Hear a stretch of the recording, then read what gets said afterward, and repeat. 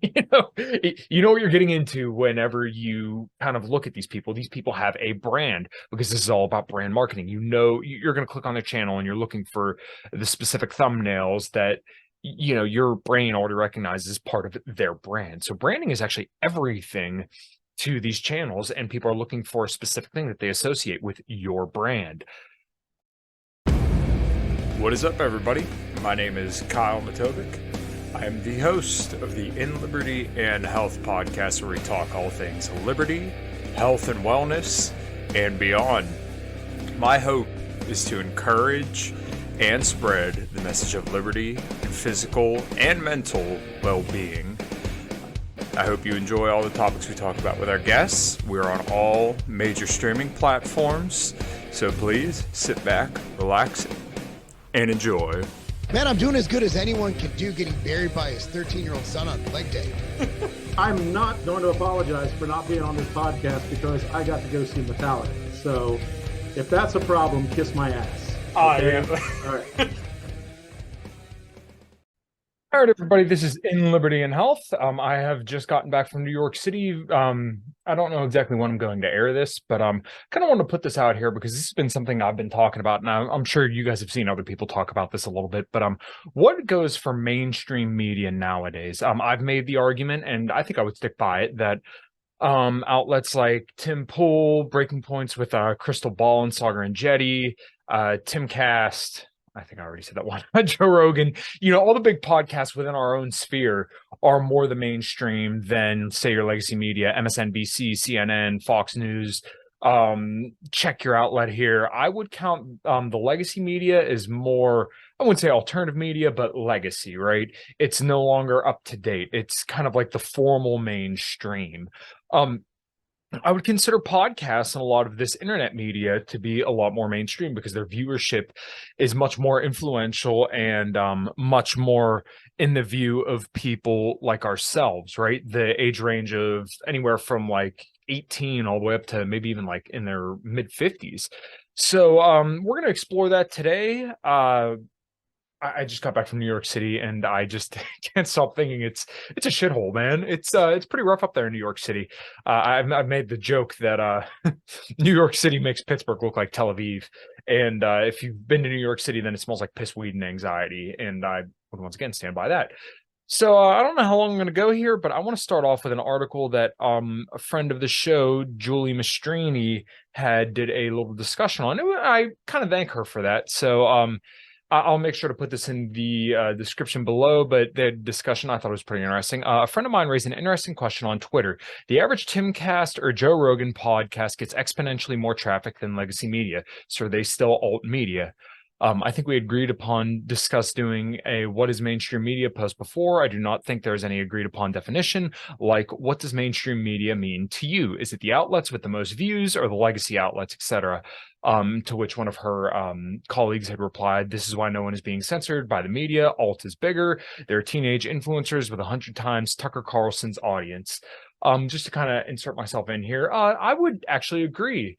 Now, her pushback, which I think is reasonable as well, is that your Tucker Carlson, your CNN, MSNBC has more influence in policy and how, let's say, the elites may view certain cultural narratives or things like that.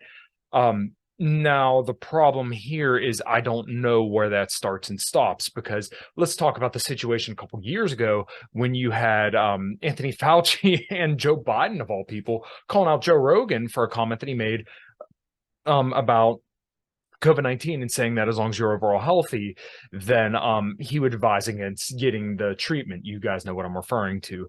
To which she replied, "It's a term we do not use in our marketing since its definition is so loose, but could be fun to explore perspectives on." Another one of her colleagues, Isaiah, "It's also interesting how mainstream media covers alt media. There are examples of CNN and others with negative coverage of Joe Rogan, and more recently negative coverage of Russell Brand's show. There was a Daily Beast article about Brand that was incredibly overt in its bias. It really seems to me like the old feeling threatened by the new and attempting to undermine their credibility." I don't want to go through this whole article. Like I said, I'm going to link this below, and I really implore you guys to check it out. But I just kind of want to add a little bit more of my thoughts on this. Yeah, it's very, very interesting because it's almost like you have two different worldviews. And the way that I've heard people put this, and I would use this myself, is that you have a narrative and you have a counter narrative. So the mainstream narrative on the certain treatment that you guys know what I'm talking about, is that it's safe and effective and everybody should get it, and it doesn't matter. There's no nuance here. That's the narrative, right? The official legacy media narrative. Now, the counter narrative to that is pretty much the exact opposite, where even if you so much as snip this thing, you're gonna die. Now, some people would say that the truth is somewhere in the middle. I would actually say that in this specific instance, from my understanding of the data, it almost looks like the truth is a little bit skewed towards the counter narrative. Now, I'm not saying that you're going to die if you sniff this thing, but it does seem like for some people it may be more harmful than good. Now, I haven't breezed through this data in quite a while, and I don't know how much good there is in even breezing through that data anymore, just because it's such a tar baby, and you're not going to get any intellectual honesty from either side at this point. So I hate to throw the baby out with the bathwater, but I don't know what good talking about this specific issue is anymore, just because people don't care and people have already made up their minds and they're not open to new interpretations of the data or anything like that. So I'm kind of moving on from there. Let me go back here and we will go to this article from medium.com. You're witnessing the final stages of death for global legacy media. Strap in. Legacy media like CNN, the BBC at all are on their last legs. The term legacy media isn't new, but its popularity is. The New York Times just made it bleedingly obvious. Did you hear that? The distant, desperate saber rattling from the New York Times to the tune of an undisclosed seven-figure sum is highly telling overall of a dying media form which literally needs to buy a ready-made audience in order to ensure its survival. Isn't it the New York Times who's owned by Bezos? I can't remember. We're not going to cover that here. See, the New York Times purchase of a viral web game Wordle wasn't just some flight of fancy for the discerning crossword fan. They literally bought precious web cookie data and global diehard web traffic. An interesting note here is that you see this a lot. Every single website wants you to enable cookies because what's going to happen is that they're going to use your data to sell to advertisers, which is how they get their money kind of through the back door. They just use your data. I know Andrew Yang was big on this, and I'm kind of glad that's like out there and nobody really cares anymore. Yeah, it's annoying, and that's probably why whenever you talk about something that all of a sudden you see an ad for it on your phone. Could they be spying on you? Sure. But it's probably just the cookies that you just, you're trying to scroll through and you hit okay, whatever, and keep moving on. And then all of a sudden you start seeing advertisements for all the stuff that you already like, buy, talk about, whatever, because you're already looking for it. The stuff is already kind of in your mind, and then you're looking for it on your phone. You enable cookies, and then all of a sudden the websites and ads just populate themselves to your browsers. And then, the advertisers get paid from being able to air themselves on websites. Other newspapers might have scoffed at this, but the legacy media outlets that aren't making the same sort of acquisitions, at least while they still can, are doomed. Those figures which went viral a few weeks ago only make it more painfully obvious. So this was a very, very, very useful graph. So for those listening, I'll make sure to kind of describe this to the best ability that I can. 2021 Q3 media viewership, average viewership per show in millions. You guys watching this, I'm sure have probably seen this round, but it's absolutely fascinating. I think this is really, really, really, really cool. And this really drives home the point that I'm making here. All right, guys, we are going to take a quick break from the show to tell you about the show's sponsor. We are now brought to you by Fox and Sons Coffees. You can see right here, I got the Den Blend Dark. Really enjoy that. I've been drinking a lot of their Brazil Honey Prep. Right here, as you can hear, there's not a lot of beans left in it because I've been drinking it quite a bit. Just to tell you a little bit about Fox and Sons, why I support them and why you should too, is that Stephen had started the company up in Michigan to help teach his son about entrepreneurship. I'm all about that, and I do firmly believe that in order to spread liberty in our lifetimes, we have to support those who support similar values as us. And Stephen does support all the same libertarian values that I bring and talk about on the show a lot. So go to foxandsons.com, use code Kyle at checkout to get 15% off of orders $25 or more, and there's always free shipping whenever you place an order that is more than $37.99. Find their coffee absolutely fantastic, and I'm sure you will too. So one more time, go to foxandsons.com, use code Kyle at checkout to get yourself a little discount. Let them know I sent you, and support the coffee that supports you. All right, guys, thanks. Back to the show. At the top of the list, which is exponentially bigger, even I would say probably almost 4 times bigger than Tucker Carlson's audience, the Joe Rogan Experience. And once again, they're counting this in the millions. So average viewership per show by millions. Joe Rogan on average gets about 11 million views per podcast.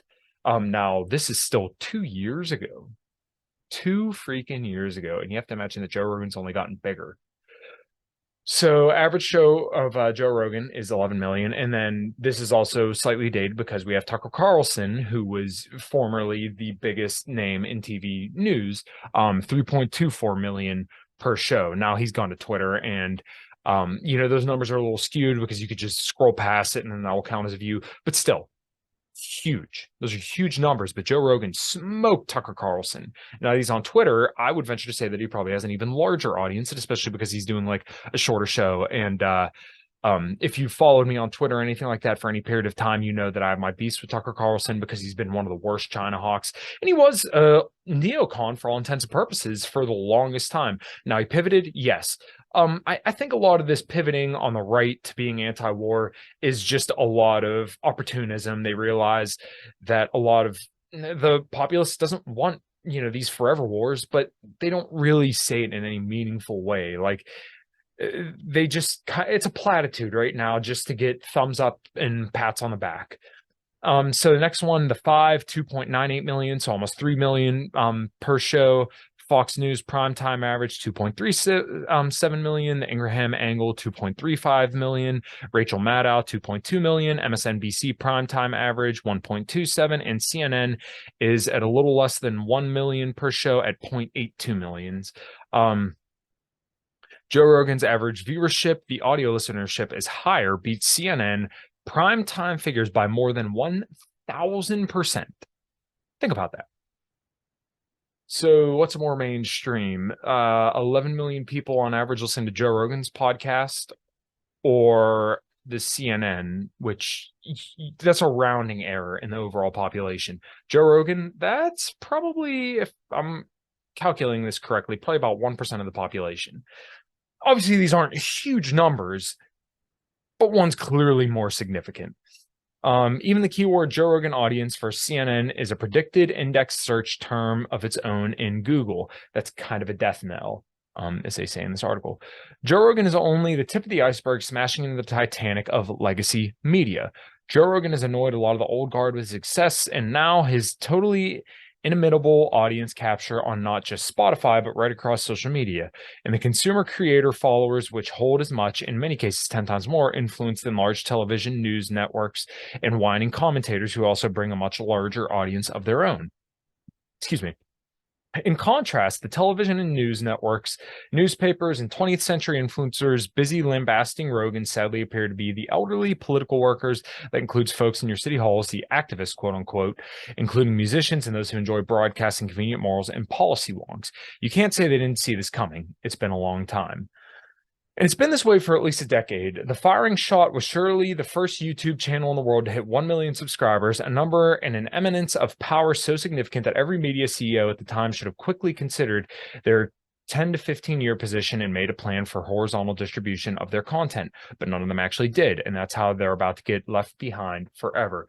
Kind of side note on this, it's funny that YouTube took down the dislikes for content, and you can only see the likes. You can look at like the views, and if you see that it only has a few likes, but let's say millions of views, and you can probably intuit that there's a lot of dislikes on that video, either they're paying for viewership and like no real interaction. When you look at like a lot of the news channels stuff, they really don't get a lot of traffic to their channels anymore.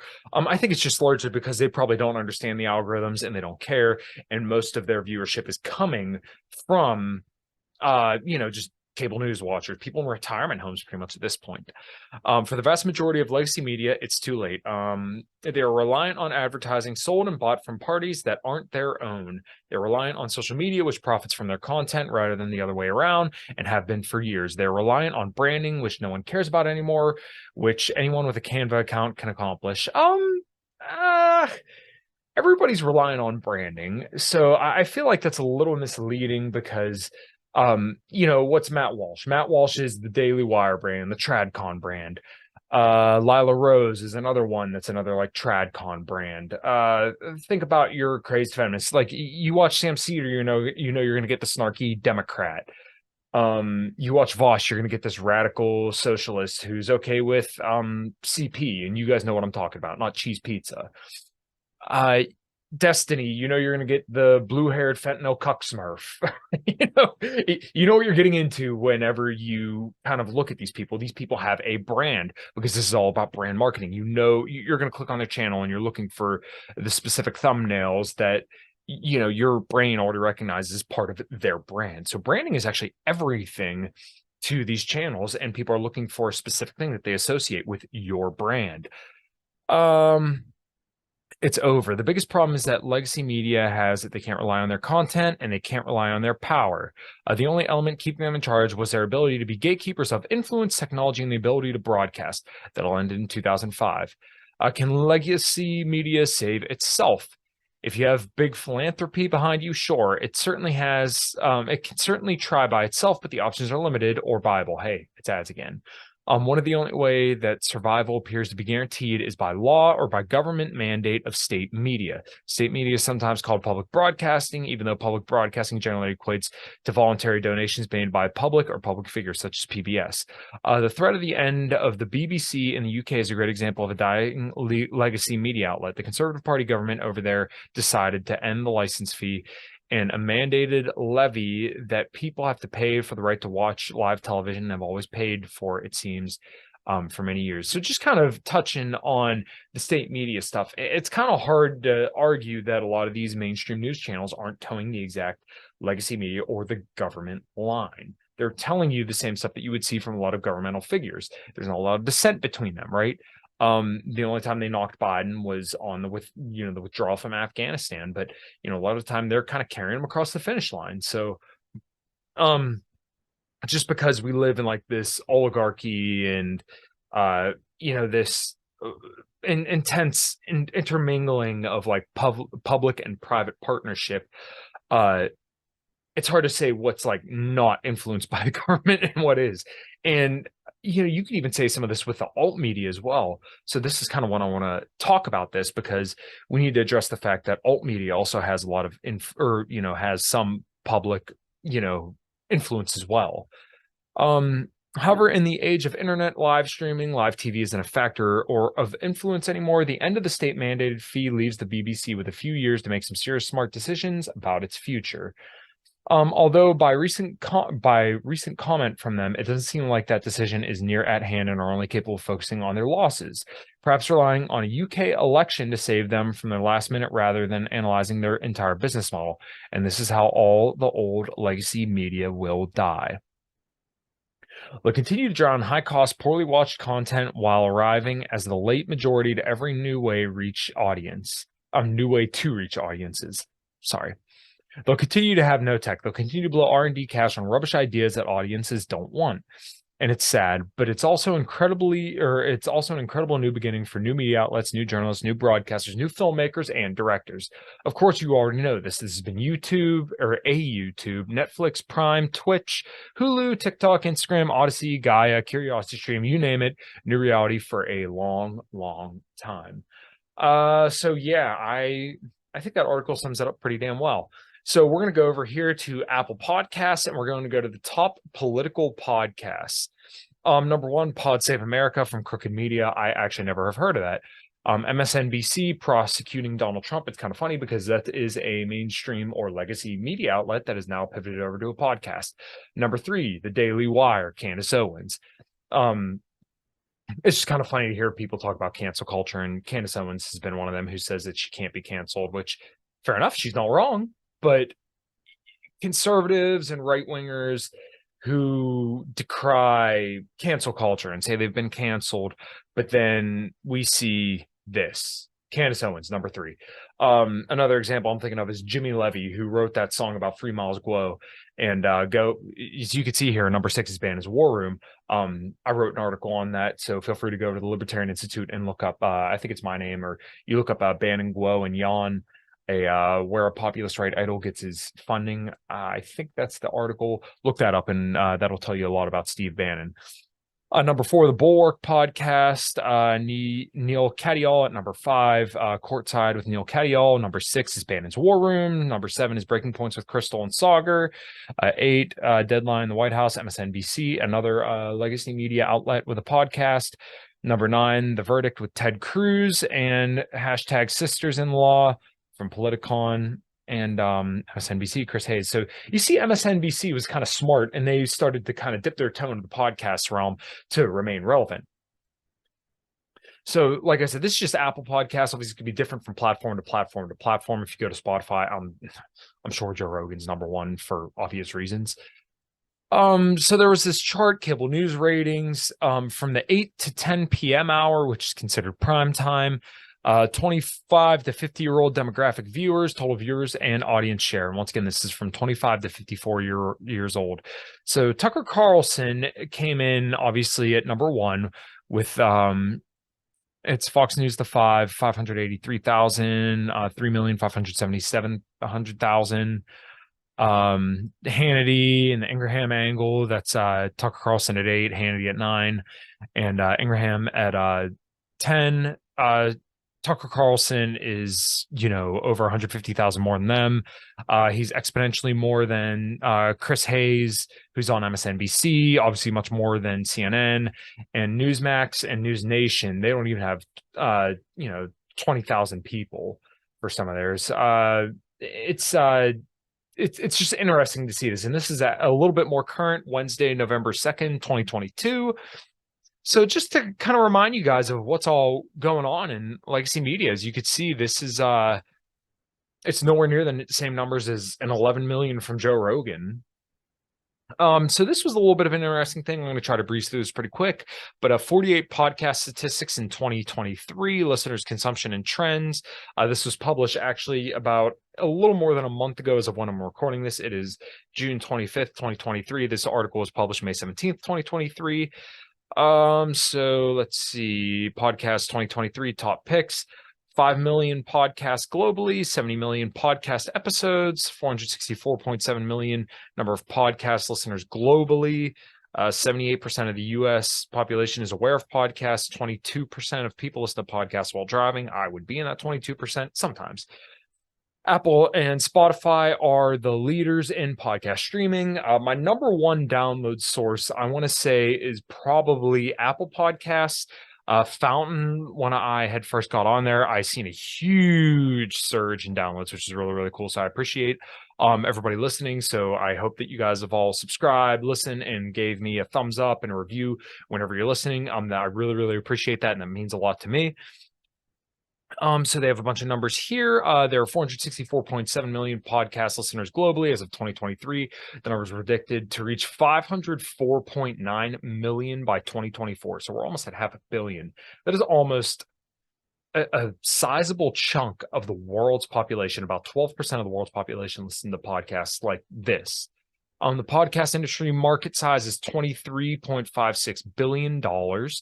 There are over 5 million podcasts globally with over 70 million episodes between them. Podcasts are available in 150 languages. Video podcast production is now higher than ever. Spotify and Apple Podcasts are the 2 biggest podcast streaming services on the globe. United States is the most podcast listeners in the world. It's predicted that over 100 million active podcast listeners will be in the U.S. in 2023. That's crazy. That is almost a third of the population. There's about 330 million people in the United States. 1/3 of them are listening to podcasts just like this. Scandinavian countries have the highest podcast penetration rate. 1/3 of the American population listens to podcasts regularly. Smart speaker sales increased by 22% during the pandemic and is one of the most popular channels to listen to podcasts. 78% of the U.S. population is aware of podcasts. 160 million U.S. citizens have listened to a podcast at least once, and 90% or 91% of Australian people are aware of podcasts. And podcast listening is the highest in the morning, and most of the podcasts are listened to on a mobile phone. I would be included in that statistic. So here they just have a list, 15 number of podcasts in the world. We covered a lot of this.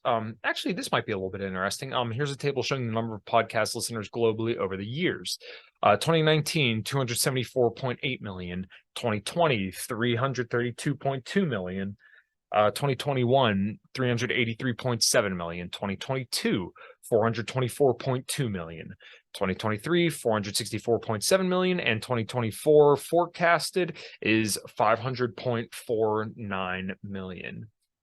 Fastest podcasts are growing fast in these nations: Chile, Argentina, Peru, Mexico, and China.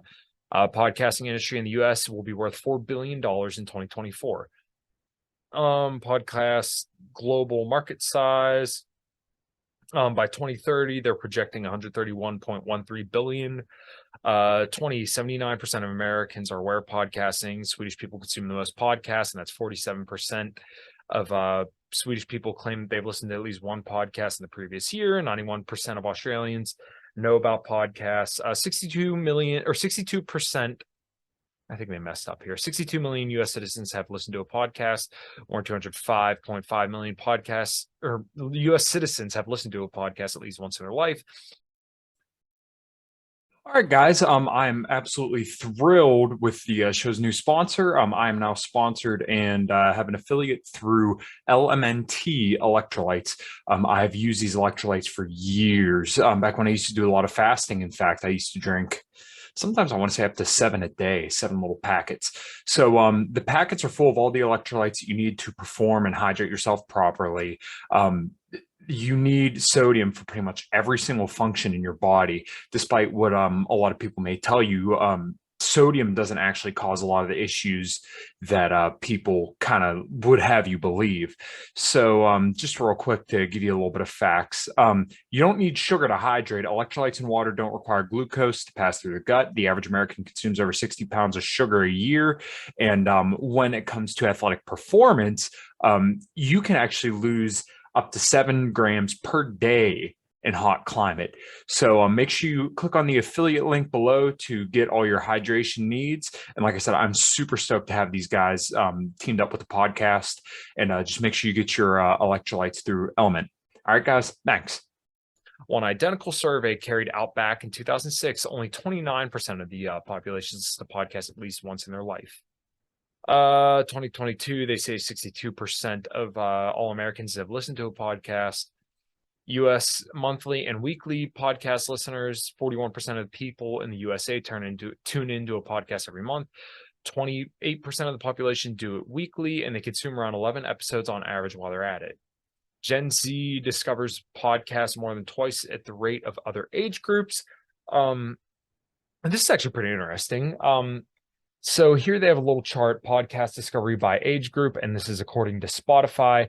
Ages 13 to 17, 11%, ages 18 to 24, 4%, ages 25 to 34, 2%, 35 to 44, 3%, 45 to 54, 5%, 55 to 64, 4%, and ages 65 plus, 4%. 22% of people listen to a podcast while driving. Smartphone is the most popular device to stream a podcast, most popular podcast platforms. Spotify is number 1, Amazon Music at 2.7, Spotify's 33.7, Apple's 27.6, iHeartRadio 6.2, Google Podcast 3.6, as I said, Amazon Music 2.7, and others at 26.2. Here they just kind of listed out the other ones. Apple Podcasts is king in terms of podcast downloads. 70% of all podcast episode download requests come from Apple Podcasts, which is much more than Spotify's share of downloads, which is 8.9%. In here they just cover that. Podcasts are most popular among people aged 12 to 34. Weekly listeners average 8 podcast episodes. Podcast ranking and listeners. This is kind of interesting because I didn't realize how high this puts me in podcasters. But Buzzsprout did a study which they revealed the top 1% of podcasts get an average of 3,994 downloads in the first 7 days of release. Here's the overview of podcast ranks and the average number of downloads in the first 7 days of release. Top 1% of podcasts get more than 3,994 downloads. Top 5% get more than 795 downloads. Top 10% get more than 335 downloads. Top 25% get more than 93. And top 50% get more than 30. Video podcast statistics. Video podcasts are also referred to as vodcasts, have become increasingly popular in recent years by offering a unique combination of audio and visual content that caters to diverse audiences. Increased video podcast consumption corresponds with the overall growth of the podcasting industry. A study done by the podcast host revealed that just 17% of podcast hosts record their episodes in video format as well. Obviously, I would be in that. The survey revealed that just 10% of podcasters go live, which is interesting because that seems to be a very, very popular form because you get a lot more engagement that way. 34 advertisements from podcasts have been introduced into 69% of listeners are to new products. I think I completely butchered the way I read that. Advertisements from podcasts have been introduced. 69% of listeners are to new products. Study done by the podcast host reveals that 69% of listeners claim to have been exposed to new brands and products as a result of ads. On number of podcasts on the top 2 listening platforms, Spotify has 5 million podcast titles as of 2023. As for Apple, the number stands at 2.5 million. The number 1 podcast in the world is Joe Rogan. Top podcasts on Spotify, Joe Rogan's number 1, Call Her Daddy is number 2, Anything Goes with Emma Chamberlain, Sean Ryan Show, and Counterclock. That's in the US. UK, Joe Rogan, Mirror. We won't go through all this. Most popular podcast genres. Not going to cover this chart, but it is kind of interesting. Fiction is more popular than I would have thought. Well, it's mostly in Latin America, but it's an interesting chart, and it kind of tells you like where what podcasts are popular. Popular podcast genres in the UK. Statista found that people in the UK aged 25 to 34 love comical podcasts. Podcast duration statistics. The majority of podcasts are 20 to 40 minutes long, and only 15% of podcasts are under the 10-minute mark. I don't think that much of this is really interesting or relevant to this podcast, so we'll kind of move on from here. Joe Rogan, how many listeners does Joe Rogan have? Find out some interesting stats about the JRE podcast. I don't want to go through every last little thing on this. It may not even be that interesting, but feel free to check this out. It just kind of goes over the popularity of Joe Rogan and how big he's gotten, because once again, I mean, it's the biggest podcast in the world. Same deal with Tim Pool. He's kind of one of the bigger ones in our sphere. You got to think he's getting over, sometimes like 100,000 views. So let's see, total views, 341 million on Tim Pool. Tim Cass is 319 million. Cass Castle, 2 million. I mean, it's well over 1 billion views on his channel alone. So now what does this say? I'll stop the share here. What does this say overall about media and how we consume it? I think that we underestimate just how popular the dissident media is, right? We are looking at a whole new generation of the way that people consume media. And this is something that I had talked about when it came to RFK. He is running a 21st century campaign. You could say Vivek Ramaswamy as well, but he's just not polling as well. Vivek and RFK are both running 21st century campaigns by going on all these podcasts. They understand where the younger voters are, and they understand that this is a whole untapped base that's going to be voting into the future, right?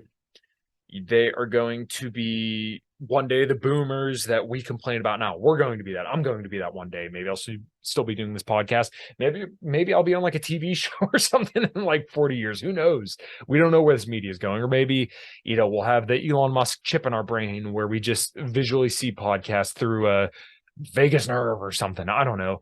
But I just want people to consider that and think that some of the information and the news that you're getting isn't exclusive to you, and that maybe this is much more the mainstream and how we should look at media overall today, that it's different, and we have to assess the way that we consume information and the way that we view information a little bit differently, because it's no longer the same effect from consuming legacy media, right? There's no longer gatekeepers. We have to be aware of influence from alt media now as well, because this is a bigger audience. So there's going to be more nefarious players here, right? Because they may not have to be explicit because there's not any laws or binding contracts. I'm sure that'll change in the future, but I just kind of want to encourage people to think differently about the way they consume information, and just be aware that people have their own biases and whatnot. And it's not necessarily different from legacy media. You're still going to have the same kind of situations. So I hope this was useful. I hope that this information just gets you thinking once again differently, and it provides a different perspective than you're always used to hearing. So if you enjoy this content, make sure you hit a like, subscribe, share, download. Please do whatever you can to help spread the word. Lots of cool content coming up for you guys. I appreciate you listening. Make sure you go check out all the links below: Fox and Sons Coffee, LMNT, and Tiger Fitness, to get yourself all jacked, tan, and caffeinated. And until next time, everybody, I appreciate every single one of you for listening. And until next time, take care.